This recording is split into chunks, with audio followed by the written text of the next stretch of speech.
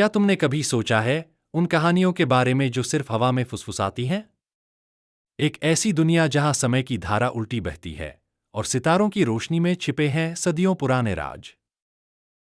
वहां जहां प्राचीन खंडहरों में गूंजती है भूली हुई शक्तियों की पुकार, एक अज्ञात शक्ति जागृत होने को है।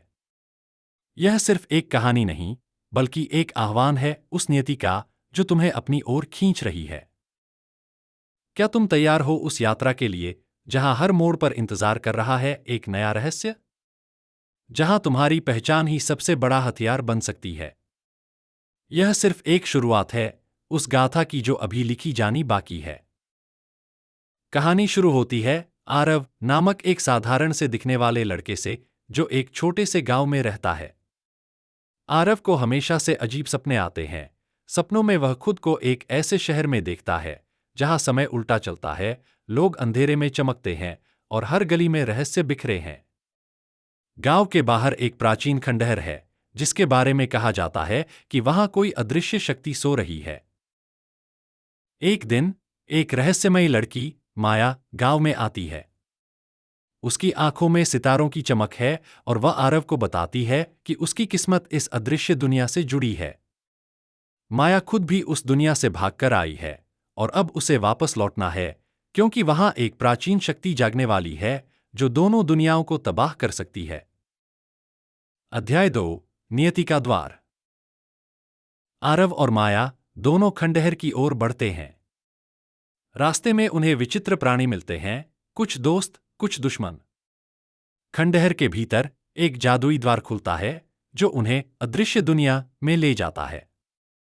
यहां समय उल्टा चलता है और हर चीज का रंग बदल जाता है। आरव को पता चलता है कि उसके पास एक अनोखी शक्ति है, वह समय की धारा को थोड़ी देर के लिए रोक सकता है। अध्याय 3 रहस्य और संघर्ष। अदृश्य दुनिया में आरव और माया को साए नामक अंधेरे प्राणी मिलते हैं जो सदियों पुराने राज की रक्षा करते हैं। इन सायों के बीच एक रहस्यमय मास्टरमाइंड है, कालसूर्य, जो चाहता है कि दोनों दुनिया मिलकर एक नई अराजकता में बदल जाए। आरव और माया अपने नए मिले दोस्तों, एक बोलने वाली बिल्ली शिरो और एक जादुई योद्धा रेन के साथ मिलकर कालसूर्य के खिलाफ लड़ाई शुरू करते हैं। हर मोड़ पर उन्हें अपनी पहचान, विश्वास और दोस्ती की परीक्षा देनी पड़ती है। अध्याय 4 नियति का चुनाव। अंतिम युद्ध में आरव को 2 विकल्प मिलते हैं, या तो वह अपनी दुनिया में लौट जाए और सब कुछ भूल जाए, या फिर अदृश्य दुनिया को बचाने के लिए अपनी सबसे बड़ी कुर्बानी दे।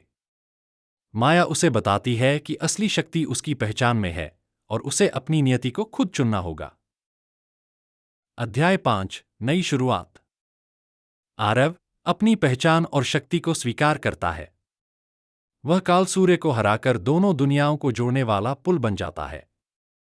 माया, शिरो और रेन के साथ मिलकर वह अदृश्य दुनिया को एक नई दिशा देता है, जहां रहस्य, दोस्ती और जादू हमेशा जीवित रहेंगे।